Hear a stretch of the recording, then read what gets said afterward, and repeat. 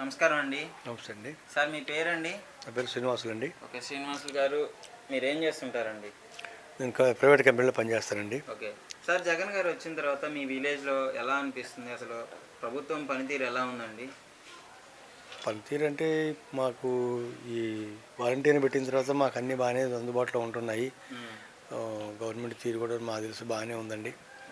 ఈ చేనేత మగ్గం డబ్బులు ఇవ్వడం కానీ, ఆడవాళ్ళకి ఇవ్వడం కానీ, ఇంటికి వచ్చేసేది కానీ చేనేత వాళ్ళకి సహాయం చేస్తారు కానీ కూలీలు తక్కువగానే, కానీ ఈ ప్రభుత్వంలో మాత్రం కొంచెం న్యాయం జరిగిందండి, బాగానే ఉంది. సో మీకైతే సపోర్ట్ వస్తుంది, చేసుకునే వాళ్ళకి చేనేత వాళ్ళకి బాగా సపోర్ట్ చేస్తుందండి. ఆటో వాళ్ళకి డబ్బులు ఇవ్వడం కానీ, టైలర్ డబ్బులు ఇవ్వడం కానీ, ఇటన్నీ కానీ ఈ గవర్నమెంట్ వరకు లాస్ట్ కన్నా కూడా బాగానే ఉంది. అలాగే నాకు ఇప్పుడు మా చేనేత పెన్షన్ కూడా ఈ గవర్నమెంట్ వచ్చిన తర్వాతనే వచ్చిందండి. 50,000 నిండాయి. దానివల్ల నాకు 2,750 రూపాయలు పర్ మంత్ వస్తుంది. ఇప్పుడు పట్టుకు బాగానే ఉంది. అయితే ఇప్పుడు జగన్ గారు రావడం వల్ల ఈయన వల్లనే రాష్ట్రానికి విపత్తులు వస్తున్నాయి, తుఫాన్లు వస్తున్నాయి, కరోనా వచ్చింది అని చెప్పేసి అపోజిషన్ వాళ్ళు చెప్తున్నారు. అది ఒక పేరు అపోజిషన్ వాళ్ళంటే ఏదో పేడ చదువుతుంటారంటే కాదని చెప్పట్లేదు. అది వచ్చేది క్లైమేట్ వలన, భగవంతుడి వలన, సృష్టి వలన వచ్చే వాతావరణంలో మార్పు వల్ల. కానీ ఎవరు సీఎం అయినా ఇంకొకరు పీఎం అయినా వచ్చేదాని వల్ల అయితే కాదండి, అది కరెక్ట్ కాదు. ఇప్పుడు పవన్ కళ్యాణ్ గారు చంద్రబాబు గారు కలవడం వల్ల ఎలా ఉండబోతుంది అంటారు 2024లో?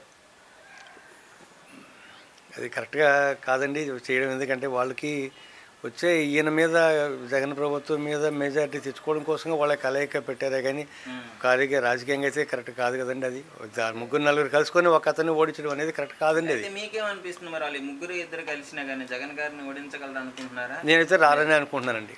జగన్ గారే వస్తాను నేను అనుకుంటున్నాను. మళ్ళీ జగన్ గారే గెలుస్తారు? ఎస్, నా నమ్మకం అదే. నమ్మకం ఏంటి అంత నమ్మకం? నమ్మకం అంటే నా కుటుంబం వరకే నాకు జరిగిన పథకాలను బట్టి. ఇప్పుడు మా ఆవిడకి 45,000 ఇచ్చారు, అదే 45 ఏళ్ళకి 18,000 ఇచ్చారు. నాకు చేనేత డబ్బులు ఇచ్చాయి. దానివల్ల మా పాపకి నిస్తార్థం వదిలి దానికి వాడుకున్నాము. మగ్గం డబ్బులు వచ్చాయి, నెల పెన్షన్ వస్తుంది. నాకైతే ఇంటికి మళ్ళీ పథకాలన్నీ వాలంటీర్ రూపంగా వచ్చింది.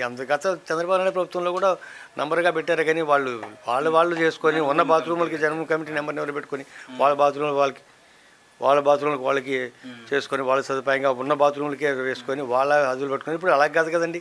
తెల్లగడ్డప్పటికీ 2,750 రూపాయలు ఇంటికి వచ్చేస్తుంది ఒకటిగా. ఈ ప్రభుత్వం అయితే నాకైతే చాలా బాగా నచ్చిందండి. నేను కూడా ఆయనకి ఓటేస్తాను. థ్యాంక్ యూ అండి. నమస్కారం అండి. నమస్తే. చెప్పండి అండి, జగన్ గారు వచ్చిన తర్వాత అసలు ఈ 4 ఏళ్లలో ఏ విధంగా చేశారు? ఈ విలేజ్లో జరిగిన కార్యక్రమాలు ఎలా ఉన్నాయి జగన్ గారు వచ్చిన తర్వాత?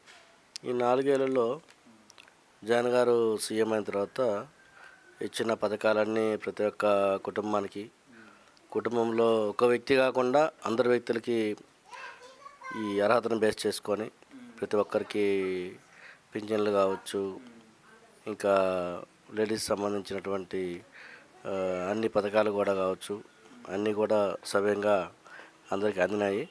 ఇక్కడ ఎటువంటి గ్యాప్స్ అయితే లేవు. సో ఇక్కడ పార్టీ, ఇది వైసీపీ పార్టీ లేదంటే టీడీపీ పార్టీ లేదు ఇంకో పార్టీ అనే భేదం లేకుండా మేము కూడా ప్రజాప్రతినిధులుగా ఇక్కడ సర్పంచ్గా ఉండి కూడా మేము ఎటువంటి విషయాల్లో కూడా మేము అడ్డుపడకుండా అందరికీ చేయమని జగన్ గారు చెప్పినట్టు మాటకి మేము కట్టుబడి అందరికీ చేయమని మేము కూడా ప్రోత్సహించి ప్రతి ఒక్కరికి అడ్డుపడకుండా అందరికీ చేయమని మేము కూడా సపోర్ట్ చేసి ప్రతి ఒక్కరికి అన్నీ అందించాం. ఇక్కడైతే ఎటువంటి పార్టీ భేదాలు లేవు, ఇక్కడంతా మంచిగానే ఉంది. సో ఎలక్షన్ టైంలో ఎలక్షన్ జరుగుతాయి అంతవరకు, కానీ ఇక్కడ ఎటువంటి భేదాలు అవన్నీ లేవు. అందరూ జగన్మోహన్ రెడ్డికి సపోర్ట్లో ఉన్నారు ఇక్కడ.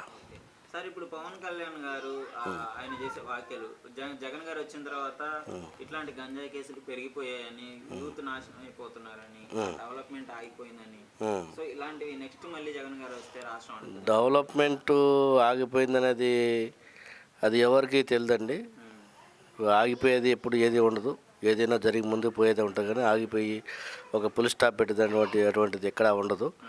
సో జగన్మోహన్ రెడ్డి గారు చేసింది ఒకసారి వెనక్కి తిరిగి చూసుకుంటే 4 ఏళ్ళలో చెప్పుకుంటే ఎన్నో ఉన్నాయి.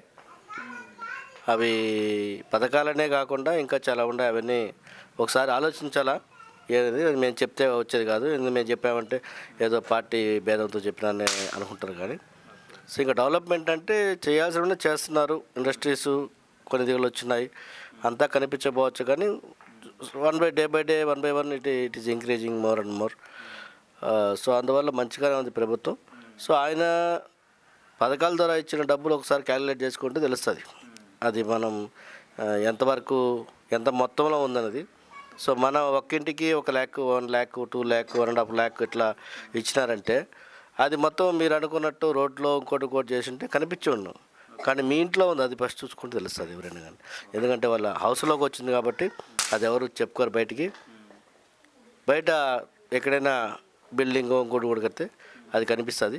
సో ఇది ఒకసారి గుర్తుపెట్టుకోవాలా, ఇచ్చింది మన ఇంట్లో వచ్చింది, అది గుర్తుపెట్టుకోండి ఫస్ట్ పాయింట్. నెక్స్ట్ పోతే ఇంకా సచివాలయాలు, ఆర్బీకే బిల్డింగ్స్, ఈ రైతు భరోసాలని, నెక్స్ట్ హాస్పిటల్స్ ఇవన్నీ కట్టించారు, అన్ని జగన్మోహన్ రెడ్డి చేయించారు అవన్నీ. సో అవన్నీ కూడా డెవలప్మెంట్ కిందకి వస్తాయి, అవన్నీ అసెట్స్, పర్మనెంట్ అసెట్స్ అవి. సో వాటి వల్ల ఉపయోగాన్ని ప్రాబ్లం అయితే లేదు. సో అదొక డెవలప్మెంట్. సో ఇంకా ఏమైనా మనకు డెవలప్మెంట్ జరగలేదు అనిపిస్తే అటువంటి దాన్ని మనం ఇంకా మనకంటే ఇంకా పెద్ద వ్యక్తులు ఉన్నటువంటి వాళ్ళ దృష్టి తీసుకెళ్ళి మాకు ఇది కావాలని కోరడం, ప్రజల్లో ఉండాల్సినటువంటి ప్రశ్నించే తత్వం ఉండాలా, ఆ తత్వంలో మనం పెట్టాలి. అంతేగాని మనం చేయలేదని ఒక సింపుల్గా ఒక మాటతో చెప్పడం, కొట్టేయడం అనేది ఎంతవరకు కరెక్ట్ కాదు. సో చేసినాం లేదని మన ఆత్మను అడిగితే మనకు తెలుస్తుంది. గుండె మీద చేసుకుని అడిగితే జగన్మోహన్ రెడ్డి చేసినాడా లేదా అనేది తెలుస్తుంది. ఓకే సార్, మరి 175 టార్గెట్ అంటున్నారు, ఎంతవరకు రీచ్ అయ్యే అవకాశం ఉందంటారు సార్? సో 175 టార్గెట్ గురించి మనం మాట్లాడకూడదు. ఎందుకంటే ఏ నియోజకవర్గం కాపాడుకుంటే చాలు, అది ఆ టార్గెట్ జగన్మోహన్ రెడ్డికి ఉండాలి కానీ మనకు ఉండకూడదు. సో మీ నియోజకవర్గంలో మీకు నమ్మకం? మాకు నమ్మకం ఉంది, ఇక్కడ వైసీపీ పార్టీ ఖచ్చితంగా వస్తుంది. దాంట్లో కూడా మా పంచాయతీ నుంచి 100% వైసీపీ పార్టీకి మేము అందరం ఉండి కృషి చేస్తాం. దాంట్లో ఎటువంటి భేదం లేదు. నమస్కారం అండి, మీ పేరండి? మీ పేరండి? నా పేరు అంకమ్మ. ఓకే, మీ ఏం చేస్తుంటారండి? కూలి పనులు పోతాం. ఓకే, ఎలా ఉందండి జగన్ గారు వచ్చిన తర్వాత? జగన్ గారు వచ్చినాక రోడ్లు చేసిన వాళ్ళే. ఇప్పుడేమో బురదలో పోకుండా రోడ్లు చెప్తాడు. సో పథకాలు ఏమన్నా వస్తున్నాయా మీకు? పథకాలు మాకు తెలియదండి. అమ్మఒడి కానీ డబ్బులు కానీ? అమ్మఒడి వస్తుంది. అమ్మఒడి వస్తుంది. సో మంచిగా అనిపిస్తుందా? మరి పిల్లలు స్కూల్స్ ఎలా ఉన్నాయి ఇప్పుడు? బాగానే ఉన్నాయి. స్కూల్ బాగా చేశారా మీ గ్రామంలో? రోడ్లు బాగానే చేశారు. ఓకే, సో జగన్ గారి ప్రభుత్వం వచ్చిన తర్వాత మీకు ఇంకేమన్నా సమస్యలు ఉన్నాయా? ఇంకేం సమస్యలు లేదు. ఏం లేవు. గతంలో ఎలా ఉండేది బాబు గారు ఉన్నప్పుడు, చంద్రబాబు గారు ఉన్నప్పుడు? అప్పుడు లేదు కదా, అమ్మఒడి లేదు కదా. సో అప్పుడు ఎలాంటివన్నీ లేవు కదా, మరి ఎలా అనిపించింది అప్పుడు మీకు? అప్పుడు కష్టం ఉండిందే, ఇప్పుడు బాగానే ఉండాలి. ఓకే, సో ఇప్పుడు బాగుంది. ఇప్పుడు మీకు చంద్రబాబు గారు గెలిస్తే బాగుంటుంది అంటారా, మళ్ళీ జగన్ గారు గెలిస్తే బాగుంటుంది అంటారా?